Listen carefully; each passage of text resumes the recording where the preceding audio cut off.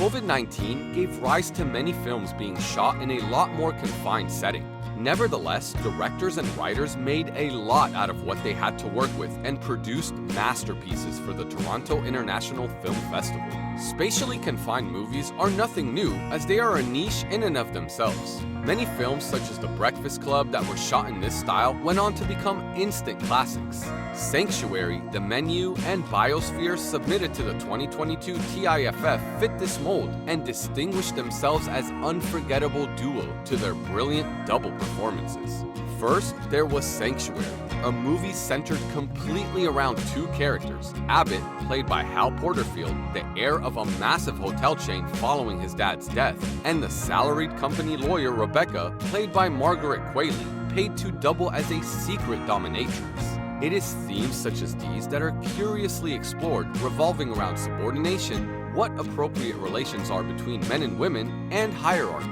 The two have a great chemistry that they play off of. It is kindled with a lot of witty perspectives that Zachary Wigon injected in guiding an exciting and dynamic spectacle. Abbott starts out having to answer provocative questions from Rebecca as a precondition to being able to assume leadership of the chain, a responsibility that appears daunting to such a man lacking the skills. The perplexing theme of this movie is the fact that Rebecca asserts such control over her own boss. The conversation from that point evolves on from bold insubordination to cheekiness and kink.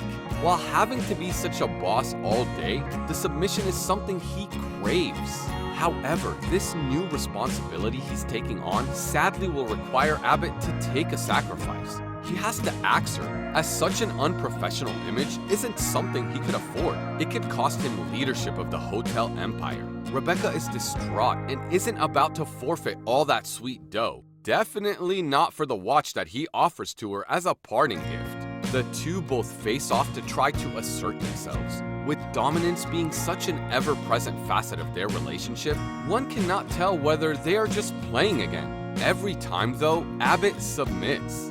This is a role that Qualley played in flying colors, outdoing her performances in the movies Palo Alto and Novitiate.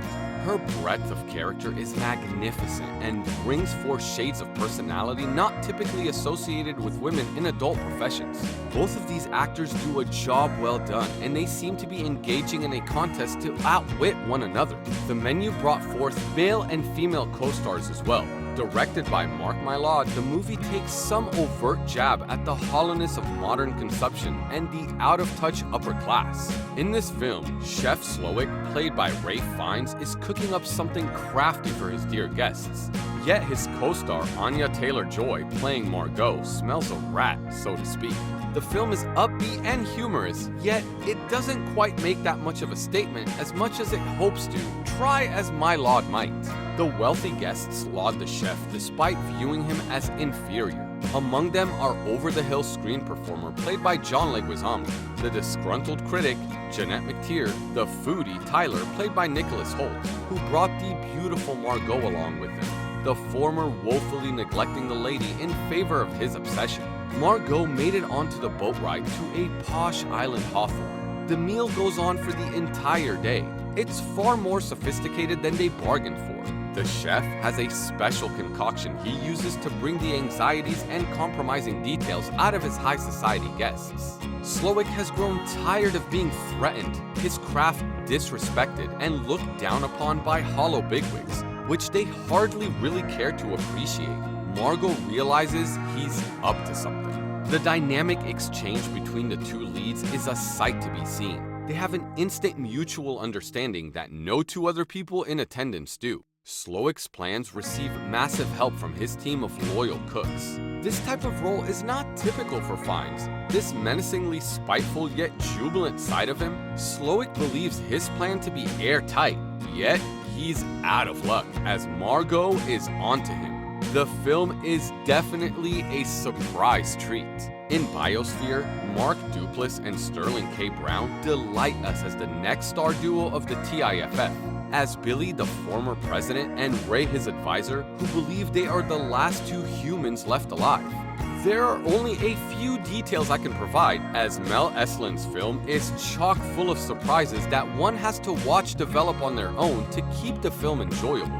However, it does explore ideas related to male-female relations, science, and sex. The predicament they find themselves in is all Billy's fault. He calls him Billy as the two actually are childhood friends. An entertaining nature of Billy is that he's used as a satire of the often homely, humble charm of relatable Southern politicians. Ray, having helped him guide policy in his administration, remains a jack of all trades. He keeps the fish reproducing, which guarantees them something to eat. He likes to think he always knows best. He ends up putting together a collection of films, video games, and other pop culture media to keep them occupied in the post-apocalyptic environment. When a fish croaks in the beginning of the movie, panic ensues. On the whole, the issue with this film is that they failed to tie all the events together. The movie is quite ambitious and takes a lot of risk, but ultimately falls flat. It isn't particularly different from a Twilight Zone episode.